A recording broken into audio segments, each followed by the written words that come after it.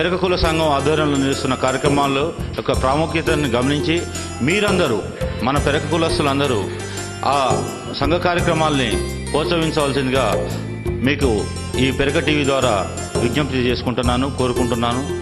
గతంలో 100-120 ఛానల్స్ ఉన్నాయి, కానీ ఒక కమ్యూనిటీ పేరు మీద ఏర్పాటు చేసిన వ్యక్తులకే చెందుద్దని ఈ సందర్భంగా తెలియజేస్తున్నాను. అటువంటి ఆ వ్యక్తులు అక్కలి సుధాకర్ గారికి, చింతం బానేశ్వర్మ గారికి, వలిశెట్టి నరేష్ గారికి, కొనకంచి రాజు గారికి, ఎగ్గడి జయరాజ్ గారికి నేను నిజంగా కృతజ్ఞత తెలియజేస్తున్నాను. అదేవిధంగా ఆ రోజు national backward commissioner chairman Delhi నుంచి ప్రత్యేకంగా మన జనవరి 5వ తారీఖు కార్యక్రమానికి జస్టిస్ ఈశ్వరయ్య గారు ప్రత్యేకంగా మన కార్యక్రమాన్ని వచ్చి మన సభని చాలా అభినందించారు.